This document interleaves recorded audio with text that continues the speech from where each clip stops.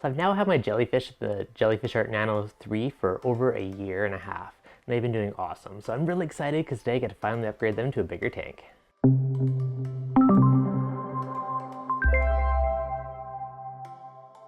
What is going on, guys? Devin with ReefDudes. Now today, I'm super excited because my jellyfish are upgrading from the little condo to a penthouse. Previously had the Jellyfish Nano 3, which has been an awesome tank. My jellies have been there for the last year and a half. They're super healthy, they're happy, they're loving it. But today, they're extra excited because they're getting the penthouse. So we're upgrading from the 2-gallon to the 5-gallon version. So this is literally like, it's over 2.5 times the size of the tank. So it's gonna be pretty sweet. I'm super excited. So let's get to unboxing and check out this new Jellyfish Art tank.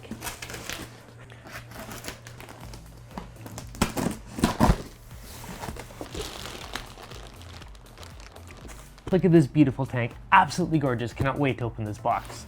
So inside of it, we got a silent air pump, power supply, air line, jelly bio starter. You got your first batch of salt, color changing LED, brine shrimp hatchery. This thing is actually like a game changer. It makes it so easy to breed brine shrimp. Cami pure filtration media, how-to guide, feeding pipette, hydrometer, and a cleaning brush. So super sweet little kit, and we've got pretty much everything we need inside of here. So let's check out what's in the box. You guys excited? Oh yeah! Jelly Cinder 5, Guide to Success and Care. So I know a lot of places say jellies only live for about a year, and I'm going on a year and a half and they're still doing extremely well. So I want to see how long I get these guys living, but I think they'll go a long time. We've got our silent air pump. We have our brine shrimp hatchery. We have our salt mix. Got our airline tubing. A bunch of brine shrimp eggs. So we got 2 different batches of brine shrimps. And this will actually last a long time. Been using my brine shrimp. I have 1 tub of it that I've literally been using for over a year. So it does go a long way. You only use a tiny little scoop every 5 days or so.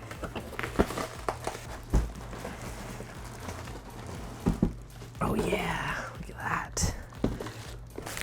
Seriously, how excited are the jellyfish going to be? They're literally going from their condo to a penthouse.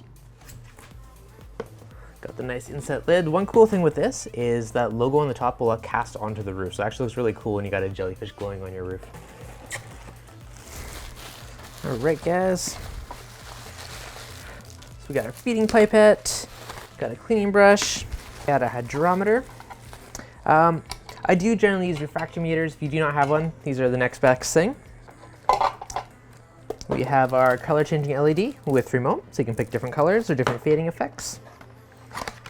And this guy is our power supply. The tank, I always shut the flow off, and I did this so that brine shrimp didn't get sucked into the back of the tank. And I think this went a long way for keeping the tank clean and reducing maintenance. So it's awesome to see they include the valves with it now. So if we pop the top off, we get access into here, so we can install our LED bulb. And there's a little remote, that's your little IR, so that just pokes out the front of the tank. So different colors. I've always been a fan of more like the tealy color seems to be my favorite on this one. I'm so excited to put jellies in. All right, guys, let's get a closer look. Don't you know that you're beautiful? Now, because this is a brand new tank, it's always a good idea to rinse out the sponge. We'll rinse out the tank just to get rid of any potential production type of dust or residue left over. So rinse out the back of the sponge that sits in the back of the tank. Now this is going to be part of hold a lot of your beneficial bacteria. So rinse this out really well. We're going to let it dry out, and then we're going to work on getting this cycled with beneficial bacteria. Next, I'm just going to put a bunch of water into the main tank. We'll swish it around and give it a really good rinse out.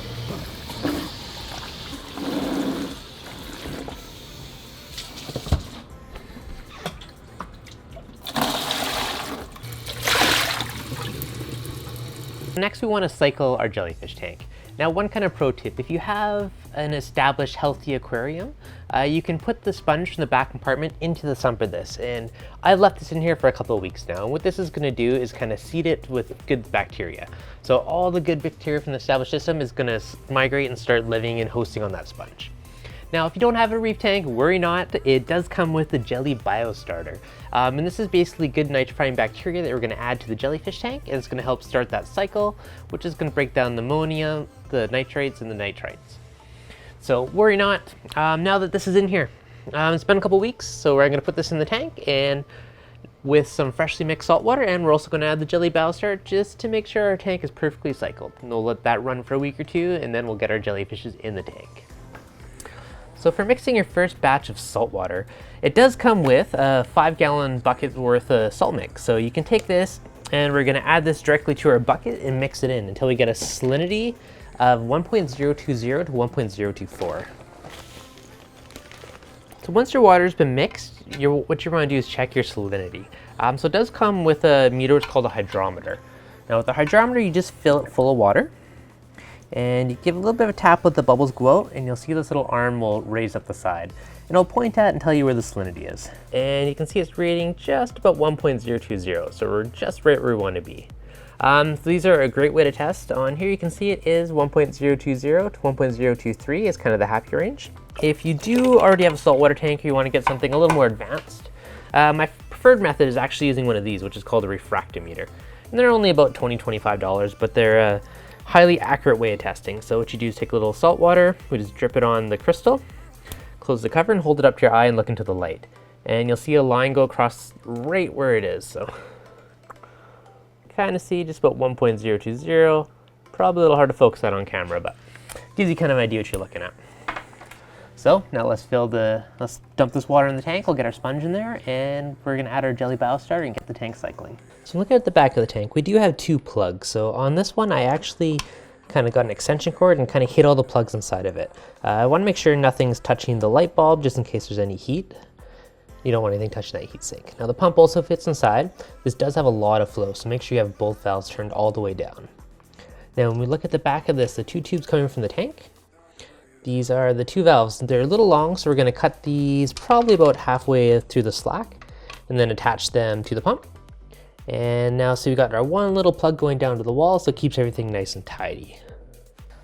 Yeah, so I'm gonna cut some extra slack off of these hoses. But there, looks good. These are the 2 air pumps through the hole in the back. Now it's easiest to do this when the tank's off, obviously, as it's easy to get to everything. Once it's in here, make sure all our wires are tucked inside. Make sure there's nothing touching the light bulb. At the front, we got our little sensor for the IR, so make sure that's outside. And now we're gonna put the tank on. Now the tank, when it goes on, there is a little notch in the back, and it won't sit right unless that notch is in place. So if you give a slight little spin, you can feel it drop into place. And then we simply attach our 2 air lines. This is how we'll adjust the flow through the tank. Everything's plugged in. I'm just gonna quickly connect power and test it, make sure everything works. Tank lights up, I can hear the air pumps on, so we're good. I have my sponge that's been partially cycled, so put that back into the back of the tank.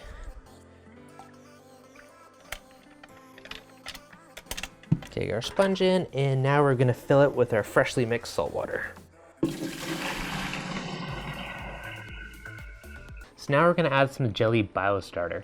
Shake well before use. A 2-ounce bottle treats up to 10 gallons. So half of this bottle will treat this tank. Use 3 capfuls of Jelly Biostarter per 2 gallons. Now this tank is 5 gallons, so we'll use about 5 or so. 5–6 gallons. Now, because it's already partially cycled, we should be good. So we got lots of bacteria in there already. This is gonna help add a bunch more live nitrifying bacteria and ensure our tank is cycled and ready for a happy jellyfish. All right, so we added all our beneficial bacteria. It's in there, so now the guide says wait 2 to 3 weeks. The longer you wait is actually the better. So we're gonna let this sit in the tank for about 2 more weeks, and then we should be ready to add our jellyfish. So our tank is now fully cycled. We've tested ammonia, we've tested nitrite, everything's reading 0. We've got no nitrates. Now you're gonna know your tank's cycled when your ammonia, your nitrates are all both 0. You might have a little bit of nitrates, which is okay. You just don't want it to be too high. Like anything over 15, I'd wanna make sure you do a water change or do something to deal with it. Now once your tank is cycled, you know what's safe for your jellyfish. For the most part, room temperature is fine. Between that 15 to low 20s is okay kind of temperature range for them. So unless you live somewhere really cold, you shouldn't need a heater, and room temperature should be just fine. So I just received my jellyfish from Everclear Aquatics, or jellyfishaquarium.ca. Super excited to finally get these guys in the tank. Now, if you haven't... Hi, puppy. Apparently Orion's excited for jellyfish too. So when you first get the jellyfish, ideally you want to open up the container and just let it kind of breathe and get itself to room temperature. Now, in theory, if your tank is at room temperature and your jellyfish are at room temperature, they should be fairly equalized. But either way, we're going to float it in the tank for a bit just to be safe. So we'll take a few scoops out of it and then we can float our jellyfish inside. Just by feeling the bag, it's fairly similar, but the tank is a slight bit warmer, so we're going to want to acclimate them first.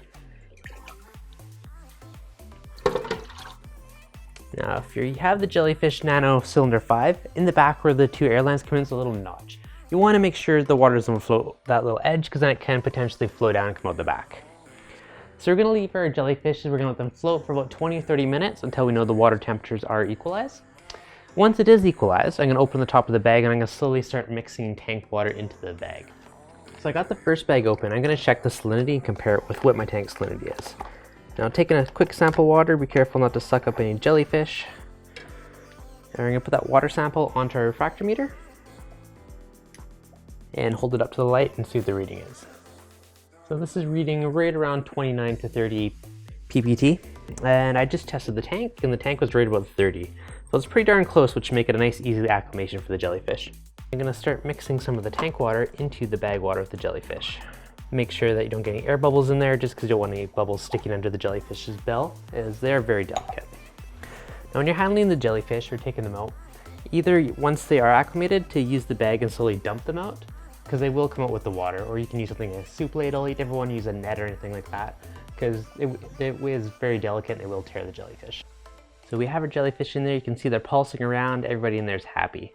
Now once we start blending the water from the tank into the bags, if you see the jellyfish start to lay down, they're not pulsing or they're sinking, not moving around, that's a sign that we're mixing the water too fast. And you're going to want to take a break. Let it sit for about 20 or 30 minutes, wait till the jellyfish start pulsing around, and you know you're safe to start mixing more water into the bag with the jellyfish.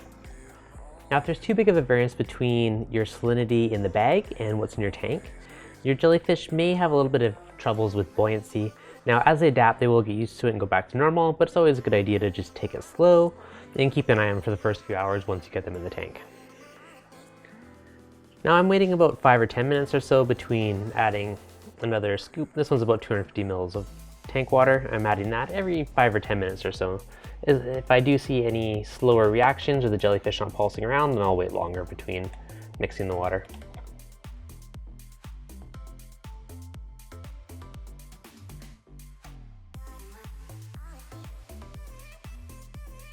If you haven't already done so yet, now's a great time to add our filter media in the back. For the jelly tank, we're going to be using ChemiPure Blue, which is an activated carbon and phosphate remover. So first we'll take this out of the bag. I just want to give it a rinse until the water runs clear. We're really just getting off any potential dust particles. You don't want to shake it or rub it too much, or you're just going to be grinding it down and adding more particles. Then just slide it into the back of the filter compartment. There's a bit of a cutout in the sponge where it fits perfectly in the back. Yeah, you're good to go until next month's water change. So the jellyfish have now been in the tank for a couple days. Everyone's fully acclimated. They're pulsing around. They're circling the tank with the laminar flow that's inside of here. So that's kind of when you know your tank's stable, happy, everyone's fully acclimated. Now when you first add your jellyfish, you don't really want to feed them the first day. It's good to wait until the next day, make sure everyone has a proper buoyancy. Now if you add jellyfish right away and the salinity's off, it's going to mess with their buoyancy since they're, mainly water. So it takes a little bit of time for that water to kind of permeate through it and make sure it's the same water as the tank, and that's when they become neutrally buoyant. So once you do that, don't feed them the first day, wait till the next day. For feeding, I highly recommend sticking to straight live baby brine shrimp. There's powder foods, but I find the live stuff is the most nutritious for them. Then there's less potential waste or stuff breaking down to the tank. So yeah, super stoked, love the new tank. It looks absolutely awesome in here. If you guys enjoyed this, smash that like button. Ryan likes it too. If you're new here, make sure you subscribe. And if you guys got any questions, let me know in the comments below. I'll be happy to answer them, or if you want any future videos or anything specific, I can do some follow-up videos down the road. Alright guys, I'll catch you guys in the next video.